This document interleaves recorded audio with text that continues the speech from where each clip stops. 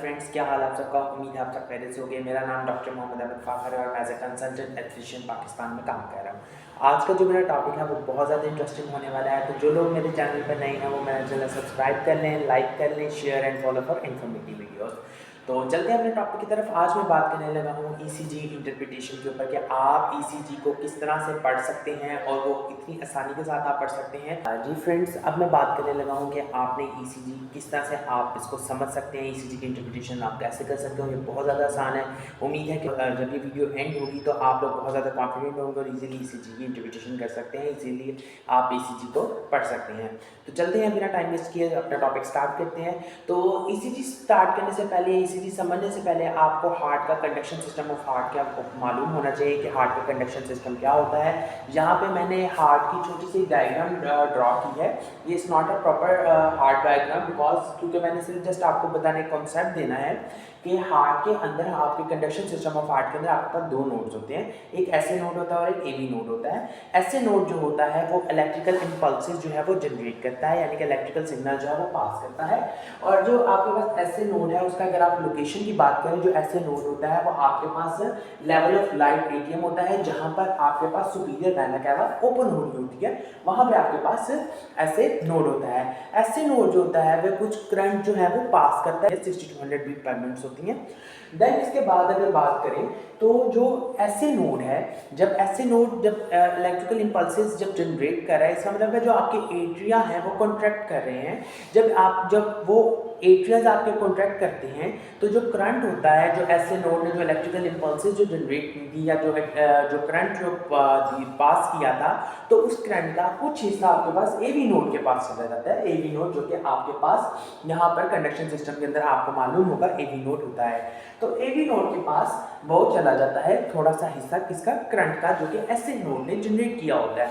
इसके बाद देन क्या है कि जो आपका एवी नोड होता है, एवी नोड कुछ देर के लिए वो जो करंट उसको दिया जाता है उसको होल्ड करके रखता है, तब तक जब तक एट्रिया जो है वो रिलैक्स नहीं होते, तब तक उसको वो कंट्रोल करके रखता है या फिर होल्ड करके रखता है। नेक्स्ट चीज हमारे पास ये आती है, वो ये आती है कि जी अब एवी नोड जो है उसने इलेक्ट्रिकल इंपल्स या उसने जो करंट है वो होल्ड क्यों करना है, वो क्यों करेगा होल्ड। ठीक है, इसके ऊपर हम बात करते हैं कि जब ऐसे की तरफ से जब सिग्नल जो इलेक्ट्रिकल इंपल्स या करंट जो है वो जनरेट हुआ था, तो कुछ हिस्सा आपके पास एवी नोड के पास आ गया था और उसने उसको होल्ड कर लिया था। वो इस वजह से करता है क्योंकि आपके पास जो हार्ट का नॉर्मल मैकेनिज्म है वो इस तरह से हो रहा था कि जब आपके एटीएम्स कॉन्ट्रैक्ट करते हैं, आपके वेंट्रिकल रिलैक्स करते हैं, देन वेंट्रिकल कॉन्ट्रैक्ट करते हैं, एटीएम रिलैक्स करते हैं, इसी तरह प्रोसेस जो है आपका जारी रहता है। तो अब क्या है कि जब ऐसे नोड की तरफ से सिग्नल आया या इलेक्ट्रिकल इंपल्सेस एवी नोड की तरफ आ गई, तो क्या हुआ कि जो एवी नोड था उसने इलेक्ट्रिकल इंपल्सेस को होल्ड करके रखा तब तक जब तक के एटीएम जो थे वो कॉन्ट्रैक्ट किए हुए थे। अब क्या है कि जी आपके पास एवी नोड के पास इलेक्ट्रिकल इंपल्सेस मौजूद हैं, इसने जब क्या कॉन्ट्रैक्ट करना है तो आपके एट्रियम्स ने रिलैक्स करना है। ठीक है, तो अब होगा इस तरह से कि जब आपके वेंट्रिकल अगर होल्ड नहीं करते, लेट्स सपोज अगर तो वो करंट जो ऐसे नोड की तरफ से वेंट्रिकल्स की तरफ, जो एवी नोड की तरफ सॉरी आना था, वो अगर होल्ड नहीं करता तो आपका जो हार्ट है वो एकदम से पूरा स्विच हो जाएगा। ठीक है, दोनों पूरा एट्रियम वेंट्रिकल दोनों ही कॉन्ट्रैक्ट कर देंगे। इसीलिए कि जो आपके ऐसे की तरफ से जो यानी कि ऐसे नोड की तरफ से जो आपके पास इलेक्ट्रिकल इंपल्स या फिर जो करंट आया था उसका थोड़ा हिस्सा वेंट्रिकल ने इसीलिए अपने रिलैक्स होने के लिए जो था वो रखा हुआ था कि जी बाद में देन वो कंट्रैक्ट हो जाएगा। ठीक है, यानी कि उसको थोड़ी देर रिलैक्स रहने के लिए उसको करंट दिया जा रहा था कि वो थोड़ी देर रिलैक्स है, जब तक एटीएम कॉन्ट्रैक्ट से रिलैक्स नहीं होते देन फिर वो जो इलेक्ट्रिकल इंपल्स या फिर जो करंट है वो उसको मदद देगा कि उसको वेंट्रिकल्स को कि वो कॉन्ट्रैक्ट करे। तो मज़ीद इसके ऊपर आगे फर्दर हम बात करते हैं। एक चीज़ आप सब याद रखें कि जो करंट है ना उसकी ट्रैवलिंग तो बेशक फास्ट होती है लेकिन उसकी मैकेनिकल एक्टिविटी जो होती है वो स्लो होती है। यानी कि इस तरह से है कि जैसे ही ऐसे नोड ने करंट जनरेट किया, उसने करंट भेजा और उस करंट का थोड़ा सा हिस्सा एवी नोड ने अपने पास होल्ड कर लिया, तब तक होल्ड करके रखेगा कि जब तक आपके जो एट्रियम्स हैं वो कॉन्ट्रैक्ट से रिलैक्स नहीं होते तब तक वो उसको होल्ड करके रखेगा। जैसे ही वो रिलैक्स हो गया वैसे ही जो वेंट्रिकल्स आपके वो कॉन्ट्रैक्ट कर जाएंगे, ठीक है, यानी कि एट्रियम रिलैक्स हो गया और वेंट्रिकल्स कॉन्ट्रैक्ट कर जाएंगे। एक तो ये मैं बात बता चुका हूँ आपको बच्चे कि जी आपने कि जब आपके ऐसे नोड जो हैं उन्होंने करंट इम्पल्स किया तो थोड़ा सा करंट आपके वेंट्रिकल्स की तरफ आ गया, सॉरी एवी नोड्स की तरफ आ जाता है। एवी नोड्स ने क्या है कि थोड़ी देर करके वो करंट होल्ड करके रखना है ताकि जब उतने ड्यूरेशन के अंदर जो आपके जो एटीएम है वो रिलैक्स करते हैं, दैन फिर वेंट्रिकल जो है वो कॉन्ट्रैक्ट करते हैं। जब वेंट्रिकल्स जो है वो कॉन्ट्रैक्ट करेंगे तो जो उसका जो फर्दर जो करंट है वो नीचे की तरफ पास आउट कर देगा। जो आपके जो एवी नोड्स हैं, एवी नोड्स के बाद हमारे पास कुछ आ जाते हैं बंडल ऑफ लीव्स हैं, फिर कुछ बंडल ऑफ ब्रांचेस होती हैं, फिर देन आपके पास पिंकास फाइबर्स होते हैं और देन वो क्या है कि आपको हेल्प सपोर्ट कर रहे होते हैं, क्योंकि जो वेंट्रिकल्स होती हैं ना, वेंट्रिकल्स या एवी नोड आप कह लें, उनके पास मैक्सिमम क्वांटिटी ऑफ करंट होता है ताकि वो फोर्सफुल कॉन्ट्रैक्ट कर सके और पूरी बॉडी के अंदर आपका जो ब्लड है वो सर्कुलेट कर सके, ठीक है।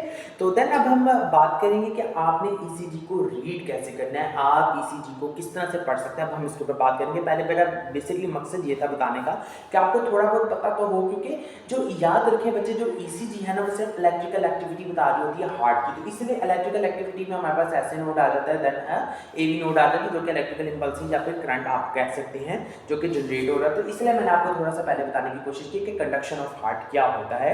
तो उम्मीद है आपको ये चीज़ तो समझ आ गई कि अब हम बात करते हैं कि आपने ईसीजी को किस तरह से रीड करना है, how to interpret the ECG. अब हम इसके ऊपर बात करेंगे।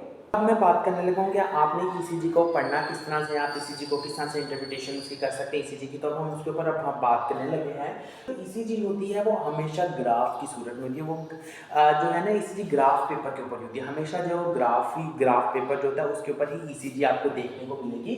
देन उसके अंदर जो ग्राफ होता है उसके अंदर दो तरह के बॉक्सेस होते हैं, एक स्मॉल बॉक्सेस होते हैं, एक लार्ज बॉक्स होते हैं। यानी कि यहाँ पे आप जो ग्राफ मैंने छोटा सा बनाने की कोशिश की कि इसके अंदर कुछ स्मॉल बॉक्सेस है, देन वो स्मॉल बॉक्सेस मिलके एक लार्ज बॉक्स बनाते हैं, ठीक है। देन फिर एक ये आपको देखने को मिलेगा। देन फिर क्या है कि जो ईसीजी है वो क्या करती है, वो शो करती है इलेक्ट्रिकल एक्टिविटी ऑफ हार्ट, क्योंकि जो ईसीजी है वो शुगर है कि वो भी दिल के हाल नहीं बताती कि दिल में क्या चल रहा है, वो सिर्फ इलेक्ट्रिकल सिग्नल्स बता रही होती है या इलेक्ट्रिकल एक्टिविटी बता रही होती है हार्ट की। और इसके बाद क्या है कि ईसीजी हेल्प करती है आपको डायग्नोस करने में मुख्तलिफ तरह के डिसएरिथमियास के बारे में, ये डायग्नोस करने में मदद देती है। देन इसके बाद जो ईसीजी ग्राफ्स है उसके अंदर दो लाइन्स होती हैं, जो ईसीजी का जो ग्राफ है या जो ईसीजी जिस ग्राफ पेपर के ऊपर होती है ना, वो दो तरह की लाइन्स होती हैं उसके अंदर। यानी कि जो आपके पास जो बॉक्सेस होते हैं ना, इनकी जो लाइन्स हैं वो टू तरह की, उनकी जो लाइन्स है वो दो तरह की लाइन्स होती हैं। एक लाइन वो हॉरिजेंटली होती है और एक वर्टिकली जा रही होती है, ठीक है। कभी आपने ईसीजी का ग्राफ देखा हो तो उसके ऊपर आपको पता होगा कि कभी आप देखें उसको तो कि एक हॉरिजॉन्टल होगी और एक वर्टिकल लाइंस होती हैं। देन फर्दर क्या है जो हमारे पास कि इसके अंदर जो एक स्मॉल बॉक्स होता है, यानी कि ये जो एक स्मॉल हिस्सा है, सिर्फ ये वाला जो आपके पास एक स्मॉल बॉक्स है, ये जो होता है ये 0.4 सेकंड का होता है। इसका यानी कि जो ड्यूरेशन कह लेंगे, जो एक ये स्ट्रिप मतलब कि इसकी टाइम ड्यूरेशन कह लें बॉक्स का, जो है स्मॉल बॉक्स का, एक तो पूरा लार्ज बॉक्स है, लार्ज बॉक्स नहीं सिर्फ स्मॉल बॉक्स, तो स्मॉल बॉक्स का जो ड्यूरेशन होगा वो 0.4 सेकंड होगा। देन एक लार्ज बॉक्स के अंदर, यानी कि ये जो एक लार्ज बॉक्स है ये 5 स्मॉल बॉक्सेस से मिलकर बना होगा, यानी कि 1 2 3 4 5 स्मॉल बॉक्सेस बनेंगे तो एक लार्ज बॉक्स मिलेगा।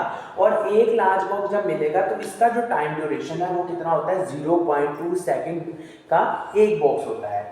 देन फिर फर्दर हमारे पास एक चीज आती है, वो है कि जो एक लार्ज बॉक्स की मैं आपको ये बात कर चुका हूं, तो आपको यहाँ पे ये कैसे होगा, अगर मैं देखूं कि यहाँ पे मैं आपको ये बताता हूँ कि अगर एक स्मॉल बॉक्स जो था वो 0.4 सेकंड का है तो उसको मल्टीप्लाई कर दें 5 से, तो आपके पास आंसर आएगा 0.2 सेकंड, ठीक है। 0.2 सेकंड आपके पास आंसर आ जाएगा।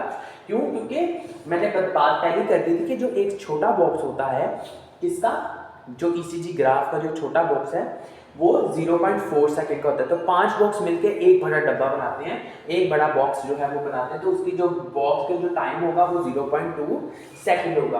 देन फर्दर हम बात करते हैं कि जो ईसीजी होती है वो वेव्स की सूरत में होती है। अब आपने ईसीजी पढ़नी कैसे, ईसीजी को आपने वेव्स की सूरत में पढ़नी, तो सबसे पहली जो वेव आपके पास आती है वो है पी वेव। कि पी वेव क्या है। इसको मजीद हम आगे समझते हैं कि जी वेव्स को आपने पढ़ना कैसे ईसीजी को, क्योंकि ईसीजी स्टार्ट ही पी वेव से होती है।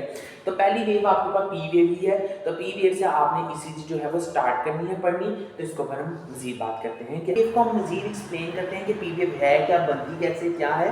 तो पी वेव याद रखिए कि जब भी हम ईसीजी स्टार्ट करते हैं पढ़ना, ईसीजी को अगर हम स्टार्ट करें पढ़ना, तो वो हम पी वेव से स्टार्ट करते हैं कि जी read ECG from P wave, कि जब भी आपने ईसीजी पढ़नी है तो आप पी वेव से स्टार्ट करते हैं, क्योंकि जब स्टार्ट हो रही होती है ईसीजी, आपने ईसीजी जब देखी हो स्टार्ट हो रही है तो वो पी वेव से स्टार्ट होती है, मतलब कि पी है देन फिर सॉरी कि यहाँ पे आपके पास पी वेव बनता है, देन फिर आपके पास क्यूआरएस कॉम्प्लेक्स है, क्यूआरएस कॉम्प्लेक्स के बाद देन आपके पास टी बनता है, देन फिर दोबारा से पी है, देन ये यूं ईसीजी चल रही होती है एक अपने फ्लो के अंदर। तो जो स्टार्ट हो रही है वो पी से हो रही है। यहाँ पे जैसे मैंने आपके पास बनाया कि ईसीजी स्टार्ट हुई है, उसकी जो ये वाली वेव बनती है पी वेव बनती है, यहाँ से ईसीजी जो स्टार्ट हुई है। पी वेव रिप्रेजेंट क्या करती है, बन क्यों रही है, तो पी वेव रिप्रेजेंट करती है आपके एट्रियम कॉन्ट्रैक्शन को, यानी कि वेंट्रिकल रिलैक्स है, एट्रियम कॉन्ट्रैक्शन को स्टार्ट करती है। इसी ड्यूरेशन के अंदर क्या है कि जो एसए नोड होता है वो इलेक्ट्रिकल इंपल्सेस जनरेट करता है ताकि एट्रियम जो है वो कॉन्ट्रैक्ट कर सके, ठीक है। तो यहाँ पे हमने लिखा जो जनरेट करते हैं और एट्रियम कॉन्ट्रैक्शन होती है। देन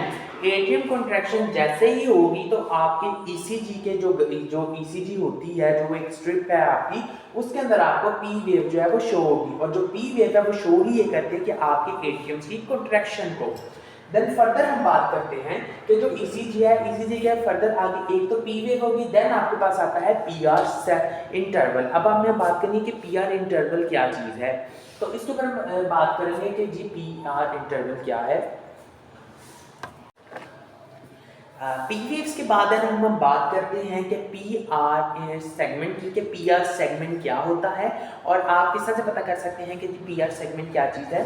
तो जो आपके पास जो पी वेव है, पी वेव ने शो किया था आपकी क्या एट्रियम की कॉन्ट्रैक्शन है, कि आपके एट्रियम्स कॉन्ट्रैक्ट हुए तो आपके पास पी वेव बनी। पी वेव के बाद आपको एक छोटी सी सीधी लाइन जो है वो नजर आ रही होती है, ये होता है आपके पी वेव की। पी वेव के बाद एक सीधी लाइन है, देन आपके पास क्यूआरएस कॉम्प्लेक्स और देन फिर फर्दर टी वेव। ये आपका अब ये जो ये सीधी लाइन होती है, इसके अंदर किसी भी किस्म की कोई भी नेगेटिव या पॉजिटिव डिफ्लेक्शन आपको देखने को नहीं मिलेगी, या फिर कोई कर्व देखने को नहीं मिलेगा।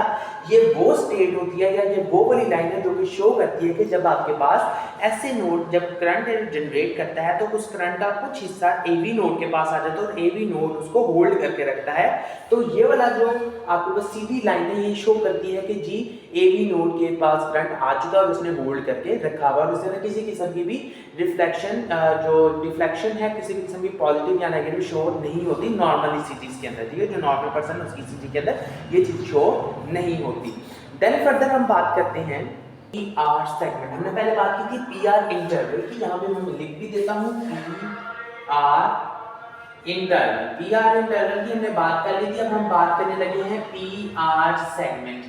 ये पी आर सेगमेंट क्या होता है, याद रखिए जो पी आर सेगमेंट होता है वो ये है कि जहां पे एक तो ये हमने लाइन की बात कर ली थी, आपके पास क्या था पी आर इंटरवल, ठीक है, जहां पे आपके पास ए बी नोड है, जहां पे करंट अपना होल्ड कर रहा है, ये बात हो गई थी। अब यहाँ पे जो ये वाली लाइन है आपको, जो ये वाली आपको डिपोलराइजेशन मिल रही है, अब इस तरह यानी कि अगर आपके पास ये पी वेव है, आपके पास ये पी आर इंटरवल हो गया, देन ये जो लाइन नीचे की तरफ जा रही है, देन फिर ये P Q R S complex है। तो ये वाली जो लाइन है ये आपके पास जो है सिर्फ ये जो नीचे की तरफ जा रही है ये आपके पास है P R segment. Then further हम बात करते हैं कि पी आर सेगमेंट के बाद आपके पास क्या है क्यू आर एस कॉम्प्लेक्स। कि क्यू आर एस कॉम्प्लेक्स क्या चीज होती है, इसके ऊपर मैं बात करता हूँ कि G Q R S complex क्या चीज है और ये क्या चीज को रिप्रेजेंट कर रहा है, इसके ऊपर हम डिटेल में बात करते हैं। क्यू आर एस कॉम्प्लेक्स, ठीक है, क्यू आर एस कॉम्प्लेक्स क्या होता है, आपको जो नॉर्मल ईसीजी के अंदर आपने पहले मैंने आपको पी वेव के बारे में बताया, फिर मैंने आपको पी आर इंटरवल के बारे में बताया, देन मैंने फिर पी आर सेगमेंट के बारे में बताया। अब मैं बात कर रहा हूँ क्यू आर एस कॉम्प्लेक्स की, कि क्यू आर एस कॉम्प्लेक्स जो होता है, ये जो आपको सर्च ऑफ जो आपको एक वेव नजर आ रही होती है, ये क्यों नजर आती है, आपको किस वजह से नजर आती है, क्या चीज रिप्रेजेंट कर रही होती है, तो इसके ऊपर बात करते हैं कि ये रिप्रेजेंट करती है वेंट्रिकल कॉन्ट्रैक्शन, ठीक है। जब आपके वेंट्रिकल कॉन्ट्रैक्ट करते हैं, ये एट्रियम ये वेंट्रिकल जब आपके कॉन्ट्रैक्ट करते हैं तो आपको ईसीजी ग्राफ के अंदर आपको ये क्यू आर एस कॉम्प्लेक्स जो है देखने को मिलता है। कि क्या है कि जैसे ही आपके एट्रिया कॉन्ट्रैक्ट करेंगे सॉरी, जब आपके जैसे ही एट्रिया जो है वो रिलैक्स करने की स्टेट में होंगे, जैसे वो रिलैक्स कर रहे होंगे तो आपके जो वेंट्रिकल्स हैं वो कॉन्ट्रैक्ट कर रहे होंगे। देन डिफर क्या है कि जैसे ही वेंट्रिकल्स आपके कॉन्ट्रैक्ट करते हैं तो वो अपना जो इतना ज़्यादा फोर्सफुली कॉन्ट्रैक्ट करते हैं, और जो बाकी जो करंट होता है, जो मैंने बात की थी एवी नोड जो होता है वो क्या कहता है, बाकी करंट जो है नीचे की तरफ फॉरवर्ड कर देता है ताकि वेंट्रिकल्स जो है वो बहुत तेजी फोर्सफुली जो है वो कॉन्ट्रैक्ट हो। नीचे वहाँ कहाँ भेजता है कि जी मैंने आपको बताया था बंडल ऑफ वीज है, देन बंडल ऑफ ब्रांचेस है, देन फिर उसके बाद पिनकास फाइबर्स वगैरह हैं, तो उनको भेजता है कि ताकि बहुत फोर्सफुली जो है वो कंट्रैक्शन हो, ताकि जितनी जल्दी को ज़्यादा कंट्रैक्शन की वजह से कि ब्लड जो है वो पूरी बॉडी के अंदर जो है वो सर्कुलेट हो जाए।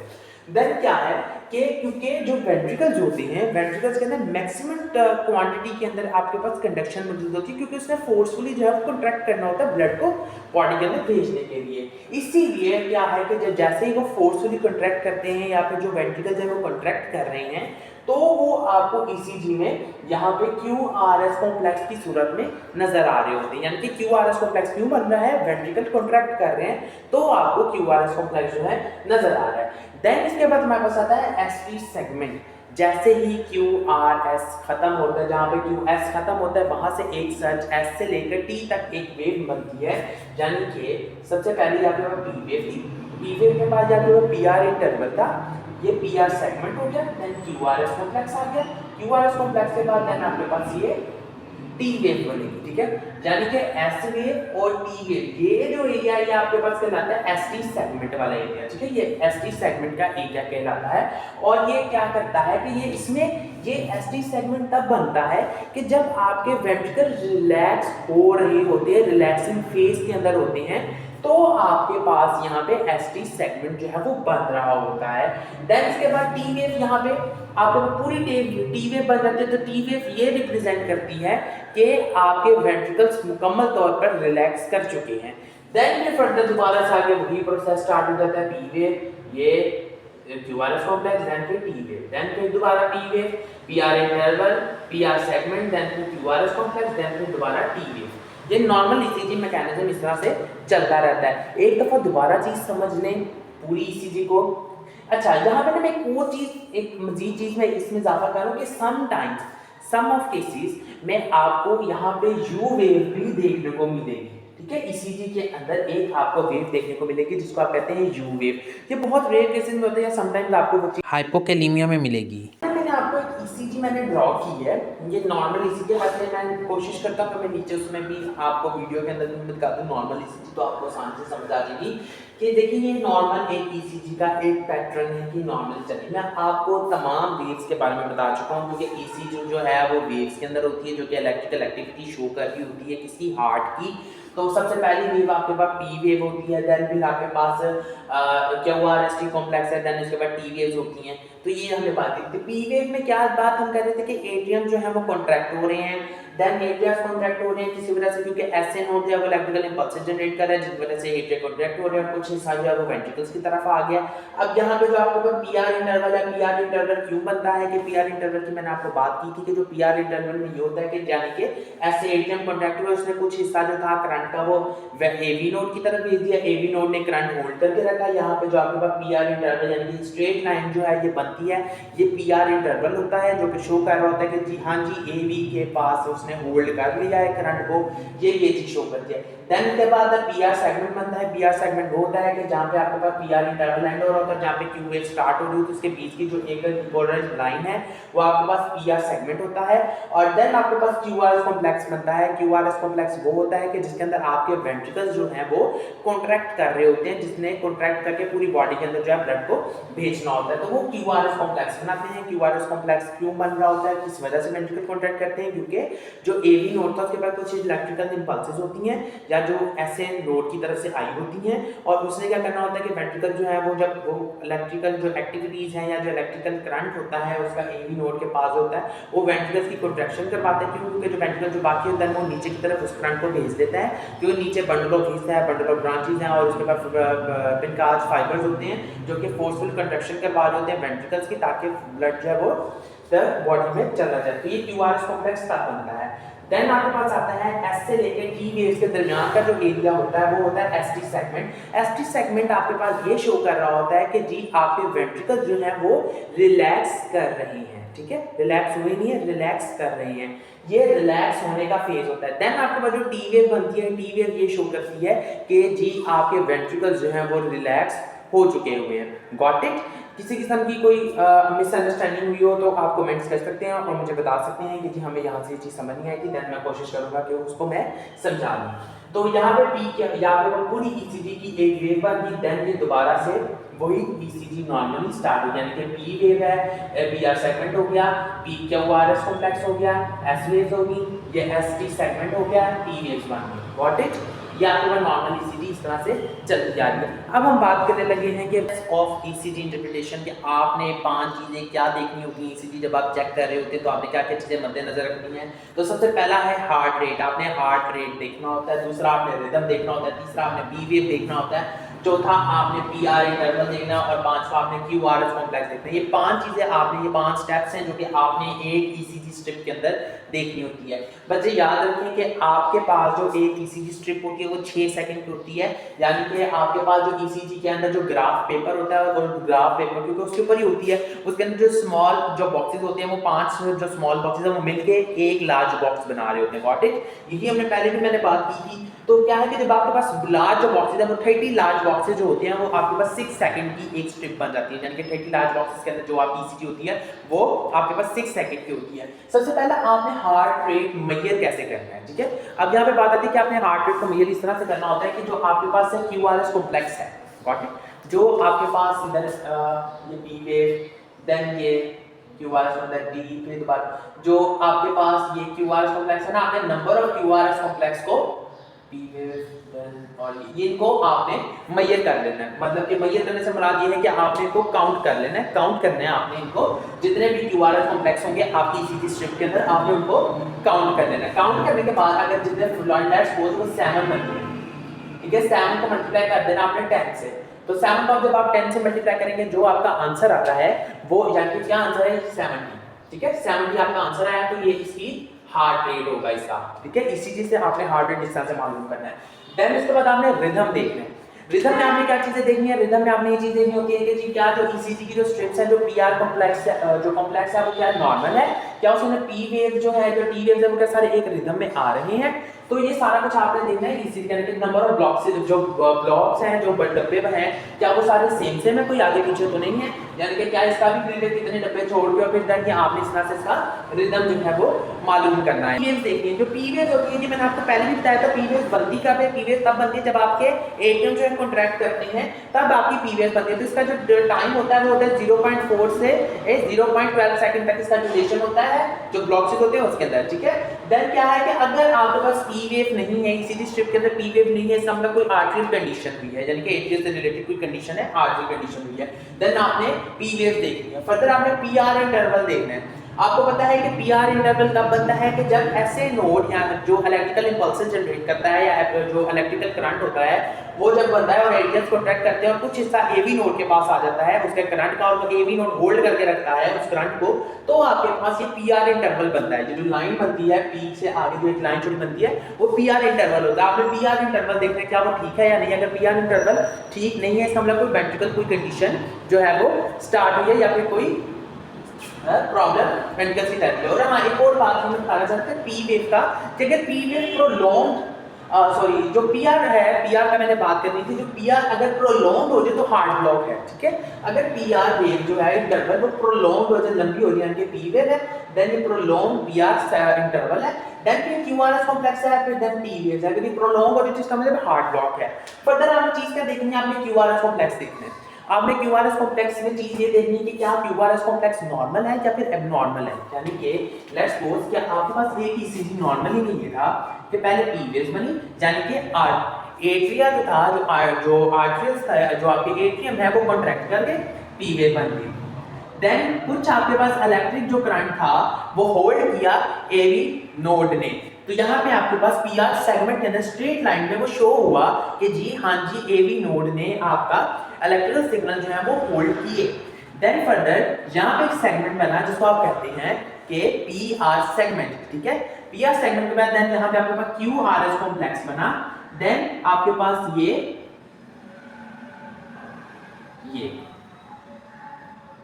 देन आपके पास पी क्यू आर का कॉम्प्लेक्स बना। तो पी क्यू आर जो ये क्यू आर एस कॉम्प्लेक्स था, क्यू आर एस कॉम्प्लेक्स के अंदर क्या चीज थी कि जी अब आपके जो वेंट्रिकल्स हैं वो कॉन्ट्रैक्ट कर रहे हैं।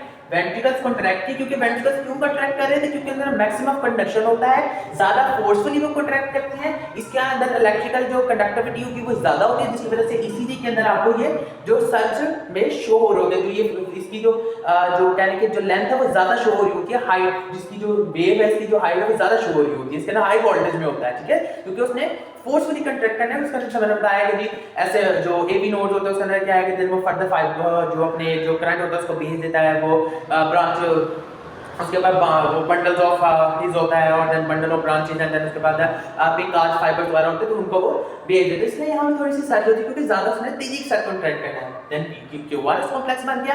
क्यूआरएस कॉम्प्लेक्स के बाद क्या था, यहाँ पे आपके पास ये थी पी वेव, ये जो एरिया बनता है आपके पास ये सारा, यानी कि यहाँ से दोबारा ये ऊपर लाइन जा रही है, तो ये कहते हैं एसटी सेगमेंट। एसटी सेगमेंट आपके पास कब बन रहा था कि जब आपके जो वेंट्रिकल्स हैं वो रिलैक्स हो रहे हैं, ठीक है, तब आपके पास एसटी सेगमेंट बनता है। देन इसके बाद टी वेव जो है, टी वेव तब बनती है आपके पास जब आपके वेंट्रिकल्स मुकम्मल तौर पर रिलैक्स कर जाते हैं। It's a normal ECG mechanism, ठीक है, ये नॉर्मल ईसीजी इस तरह से जा रही होती है। अब आपने क्यूआरएस कॉम्प्लेक्स देखना है कि जी क्यूआरएस कॉम्प्लेक्स नॉर्मल है, यानी कि ये पी वेव देन ये क्यूआरएस कॉम्प्लेक्स देन टी, ये टी वेव देन दोबारा से P wave then QRS complex, ये फिर देन पी वेव, अब यहाँ पे क्यूआरएस कॉम्प्लेक्स डाउन हो गया। इस तरह ये सारी चीजें आपने देखनी है कि क्या क्यूआरएस कॉम्प्लेक्स नॉर्मल है, क्यूआरएस कॉम्प्लेक्स के बीच की स्पेसेस नॉर्मल, उसका रिदम नॉर्मल जा रहा है या फिर नॉर्मल जा रहा है। कि क्यूआरएस कॉम्प्लेक्स खराब जा रहा है मींस अ वेंट्रिकल कोई कंडीशन है, ठीक है, वेंट्रिकल्स की कोई कंडीशन हुई है, कोई वेंट्रिकल फिब्रिलेशन हो सकता है, वेंट्रिकल टैकिकार्डिया है, ठीक है, या फिर वेंट्रिकल बेटाकार्डिया वाला है या साइनस बेटाकार्डिया, कोई जो भी चीजें आपने देखनी होगी वो ये देखेंगे कि क्या क्यूआरएस कॉम्प्लेक्स नॉर्मल है, क्योंकि क्यूआरएस कॉम्प्लेक्स बनता ही तब है जब वेंट्रिकल्स कॉन्ट्रैक्ट करते हैं नॉर्मली में, ठीक है।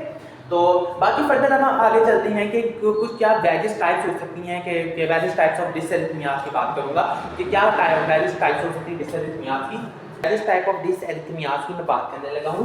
तो वेरियस टाइप ऑफ डिसएरिथमियास के अंदर हमारे पास एक चीज आती है कि सबसे पहले वो है आर्टेरियल फ्लडर्स। आर्टेरियल फ्लडर्स के अंदर क्या होता है कि ये उसकी ईसीजी है, वैसे मैं नीचे भी उसको शो कर दूंगा कि यहाँ पे मैंने बनाने की तो कोशिश की है, लेकिन मैं नीचे उसमें भी वो आपको एक पिक्चर जो है वो शो कर दूंगा आर्टेरियल फ्लडर्स की ईसीजी की। तो आर्टेरियल फ्लडर्स की जो ईसीजी जो होती है वो शो करती है सॉ-टूथ पैटर्न होता है, यानी कि ऐसा पैटर्न जैसा आरे के दंदे होते हैं ना, वैसा पैटर्न जो है वो आपको शो करता है ईसीजी के अंदर कि वो उसको कहते हैं आर्टेरियल फ्लडर्स। अब इसके अंदर होता है कि इसका जो हार्ट रेट होता है वो बिटवीन होता है कि 250 से 300 के बीट पर मिनट के बिटवीन होता है इसका हार्ट रेट। इसके अंदर रिदम जो होता है वो रेगुलर होता है, रिदम रेगुलर है, लेकिन इसके अंदर जो पी वेव्स होती हैं वो मिसिंग होती है, इसके अंदर पीआर इंटरवल जो है वो भी मिस होता है, पता ही नहीं लगता क्योंकि आर्टियल है, क्योंकि हमने बात की थी पी वेव रिप्रेजेंट करती है किसको, आर्टियल कॉन्ट्रैक्शन को। इसमें आर्टियल फ्लडर्स है कुछ पता ही नहीं लग रहा होता कि जी पी वेव्स हैं नहीं है, इसमें पी वेव्स वो शो ही नहीं करता, इसमें पी वेव होती ही नहीं है, ना ही इसके अंदर पीआर इसमें इंटरवल होता है, पीआर इंटरवल भी नहीं शो कर रहा होता है इसमें।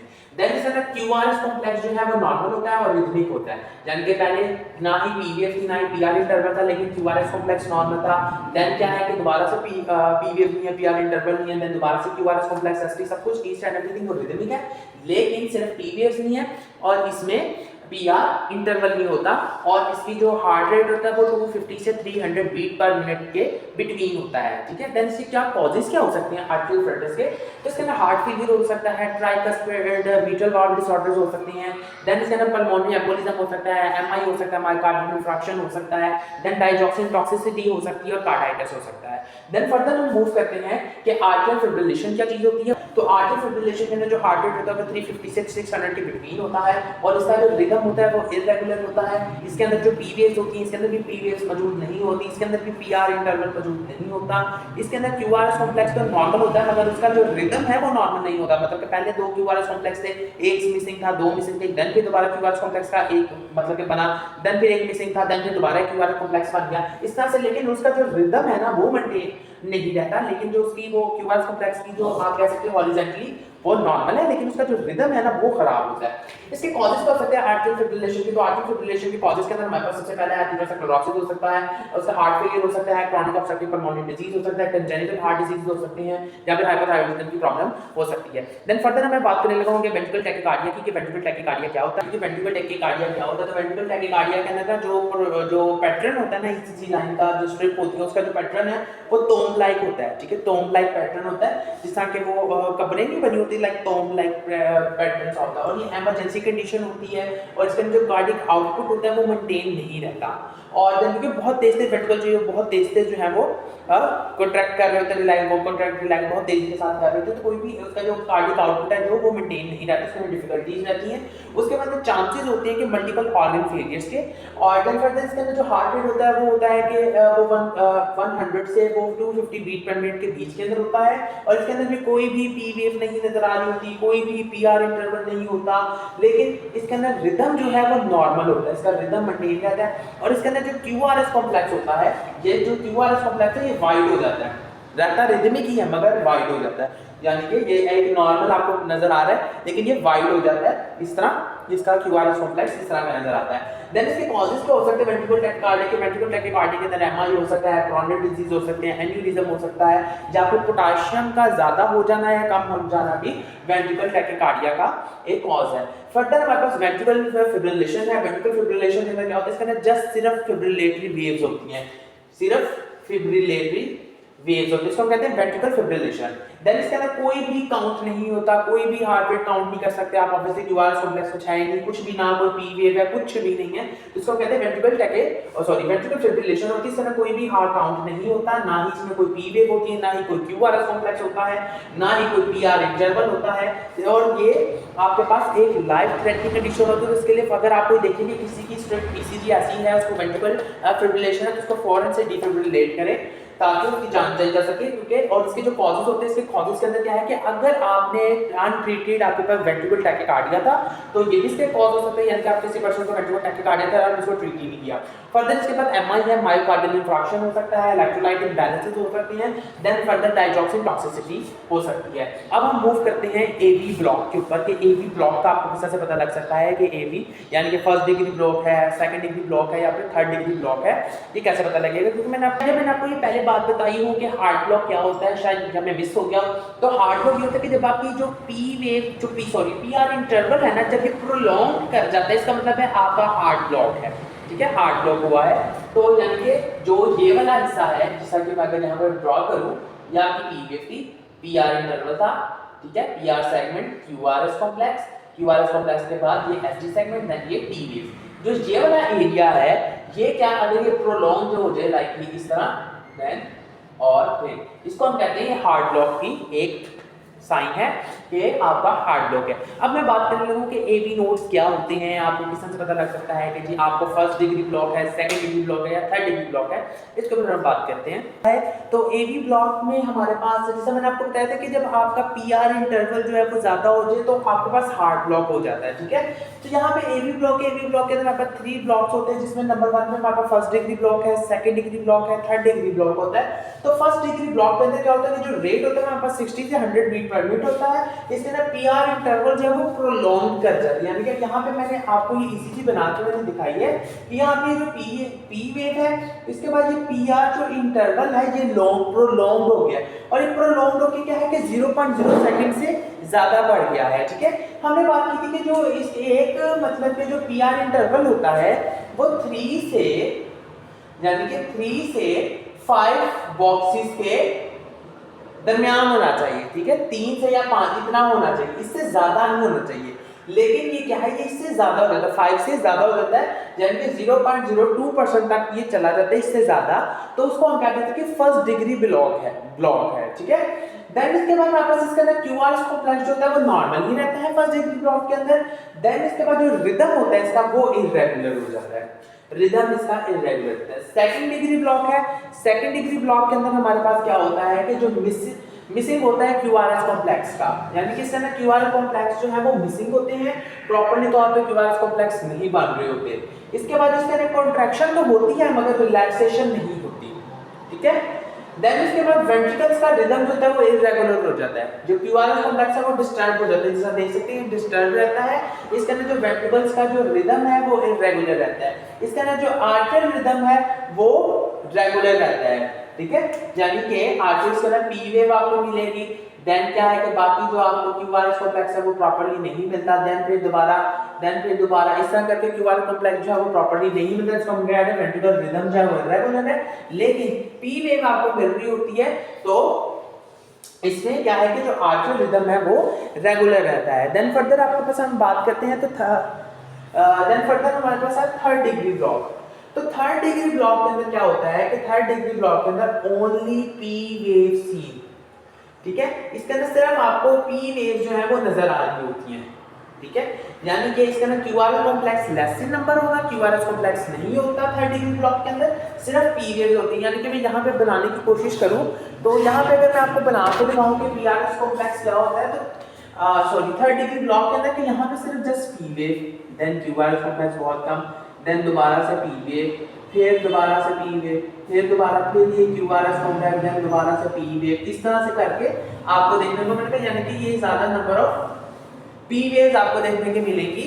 इसका क्या मतलब है कि जी पी वेव्स मतलब इसका मतलब आर्ट जो एट्रियल एरिया है वो बिल्कुल ठीक है, एट्रियल बिल्कुल ठीक है, लेकिन वेंट्रिकल्स की कोई प्रॉब्लम चल रही है, ये यानी कि इसमें थर्ड डिग्री ब्लॉक के अंदर देखने को मिलता है। लास्ट में हमारे पास एक चीज आती है वो है डेथ, ठीक है, डेथ ईसीजी। तो डेथ ईसीजी की मैं अगर बात करूं यहीं पे मैं आपको बना के मैं दिखा देता हूं कि डेथ ईसीजी क्या होती है। तो डेथ ईसीजी के अंदर